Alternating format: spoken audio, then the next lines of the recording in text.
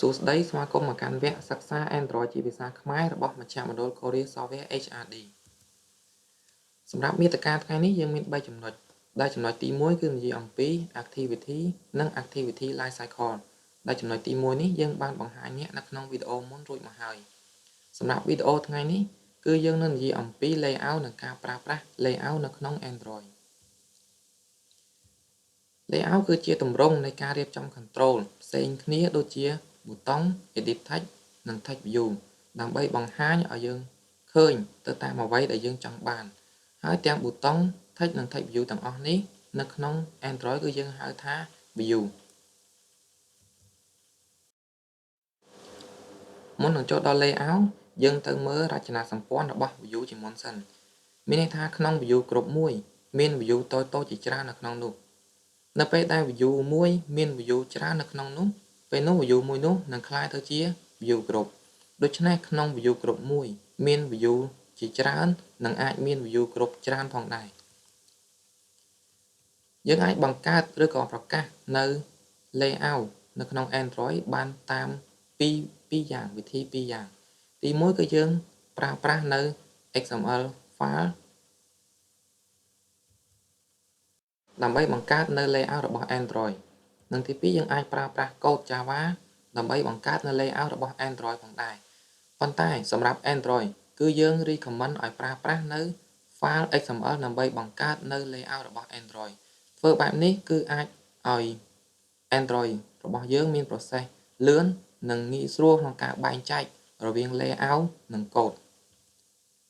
គ្រប់ layout file ទាំងអស់ត្រូវតែមាន root element មួយតែមួយគត់គឺ view group ដូច្នេះ layout ក្នុង Android គឺមានច្រើនប្រភេទគឺមាន linear layout frame layout relative layout table layout និង scroll view ដូច្នេះយើងទៅមើលថាតើ layout ប្រភេទនីមួយៗមានភាពខុសគ្នាដូចម្តេចខ្លះទី1យើងនិយាយអំពី linear layout linear layout គឺជាទម្រង់នៃការរៀបចំ control ទៅតាមទិសដៅតែមួយគត់គឺជួរដេកនិងជួរឈរ linear layout គឺយើងបែងចែកជាពីរដូចខាងក្រោមដោយជួរឈរគឺយើងនិយាយប្រើពាក្យថា horizontal ជា default របស់ layout មានន័យថា linear layout នៅពេលដែលយើងមិនបានប្រាប់អំពីទិសដៅរបស់វាពេលនោះវានឹងចាប់យក default layout គឺជាប្រភេទ horizontal ដែលជាទិសដៅជួរឈរនិងមួយទៀតគឺ vertical ដែលជាទិសដៅជួរដេកហើយយើងអាចកំណត់ទិសដៅរបស់ linear layout បានតាមរយៈពាក្យមួយថា Android orientation យើងមកឧទាហរណ៍នេះគឺជា linear layout មួយដែលប្រើប្រាស់ Android orientation horizontal មានថាជាទិសដៅជួរឈរហើយមួយទៀតគឺជា linear layout មួយដែរដោយប្រើប្រាស់នៅជួរដេកដែលយើងកំណត់ពាក្យថា Android orientation ស្មើនឹង vertical ទី2យើងនឹងនិយាយអំពី frame layout frame layout ជាទូទៅគឺប្រើសម្រាប់បង្ហាញនៅ view តែមួយគត់មានន័យថាយើងចង់បាន view តែមួយបង្ហាញទៅ user ក្នុងពេលតែមួយតែប៉ុណ្ណោះបើសិនជាយើងដាក់ view ច្រើនពេលនោះ view ទាំងអស់នោះវានឹងត្រួតនៅលើគ្នាយើងអាចកំណត់ទីតាំងឆាល view មានន័យថា view នីមួយៗតាមរយៈពាក្យថា Android layout gravity នេះគឺជាឧទាហរណ៍បើសិនជាខ្ញុំដាក់ view ទាំងអស់នេះចូលទៅក្នុង linear layout នោះវានឹងតម្រៀបជាជួរបែបដូចនេះបើសិនជាខ្ញុំយក view ទាំង3នេះដាក់ចូលទៅក្នុង frame layout វិញពេលនោះ view ទាំងអស់នោះនឹងត្រួតនៅលើគ្នាយើងមកឧទាហរណ៍មួយដែលប្រើប្រាស់ frame layout ខ្ញុំមាន screen ដូចនេះនៅពេលដែលខ្ញុំចុចលើប៊ូតុង show image នេះខ្ញុំចង់ឲ្យពាក្យ display image នេះបាត់រួចហើយនឹងមានរូបភាពមួយផុសចេញមកលើអេក្រង់មួយនេះនៅពេលដែលខ្ញុំចុចប៊ូតុងនឹងមានរូបភាពមួយកើតឡើងពេលនោះគឺមាន view តែមួយគត់សម្រាប់ប្រើប្រាស់បង្ហាញទៅ user នៅពេលដែលពាក្យថា display image នោះត្រូវបានបាត់នឹងមានរូបភាពមួយកើតឡើងនេះគឺជាបំណងនៃការប្រើប្រាស់នៅ frame layout ទី2គឺនិយាយអំពី relative layout relative layout គឺនិយាយអំពីការរៀបចំ layout គឺ control ទាំង lain គឺមានទំនាក់ទំនងគ្នាទៅតាមរយៈ ID របស់ control ផ្សេងទៀតវាគឺជា layout ដែលពេញនិយមព្រោះវាកាត់បន្ថយនៅការបង្កើត layout ក្នុង layout មានន័យថា nested layout component មួយអាច overlap នៅលើ component មួយផ្សេងទៀតនៅក្នុង relative layout គឺយើងអាចដាក់ component ច្រើនជាន់ពីលើគ្នាបានប៉ុន្តែចំពោះ linear layout វិញគឺយើងមិនអាចធ្វើបែបនេះបានទេយើងមើលរូបភាពខាងឆ្វេងនេះដែលយើងមាន relative layout ជា parent layout ក្នុងនោះប៊ូតុង cancel គឺវាមានទំនាក់ទំនងជាមួយនឹងប៊ូតុង login ប៊ូតុងទាំងពីរនេះមានទំនាក់ទំនងគ្នាតាមរយៈ ID របស់ប៊ូតុងនីមួយៗក៏ដូចជាប៊ូតុងខាងក្រោមនេះ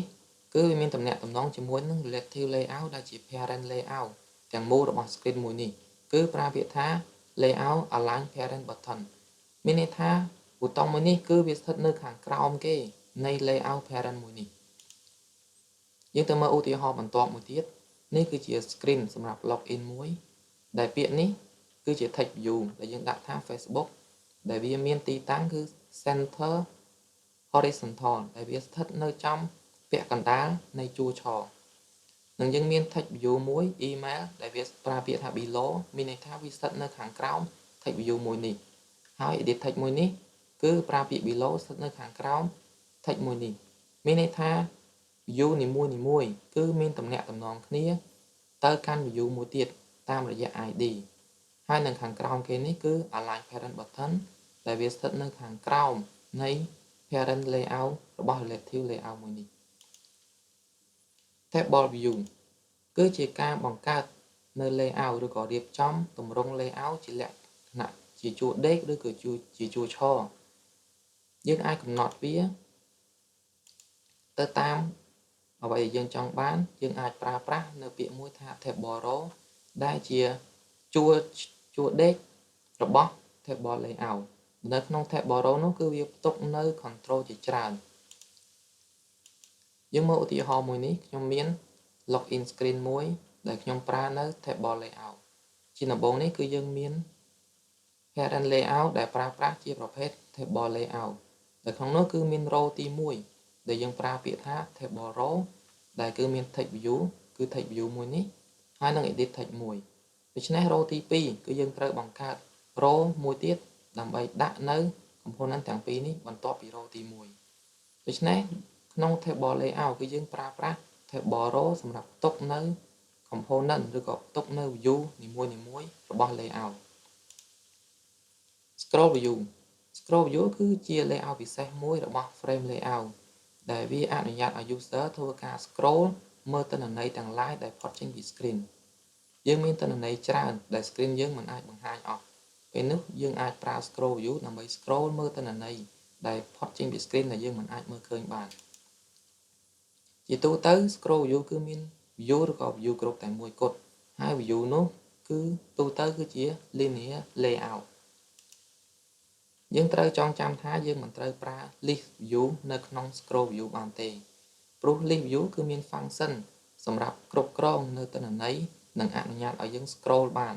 ដូច្នេះបើសិនជាយើងដាក់ list view នៅក្នុង scroll view ពេលនោះ list view នឹងធ្វើការបង្កើនទិន្នន័យរបស់ខ្លួនឲ្យពេញទៅនឹង layout របស់ scroll view ពេលនោះ Android របស់យើងនឹងមានដំណើរការយឺតដោយសារតែទិន្នន័យរបស់ list view យកមកដាក់ច្រើននៅក្នុងទូរស័ព្ទដៃរបស់យើងសូមអរគុណដល់សមាជិកក្រុមដែលបានចូលរួមក្នុងកិច្ចការស្រាវជ្រាវមួយនេះវីដេអូបន្តទៀតយើងនិយាយអំពី App Resource សូមអរគុណ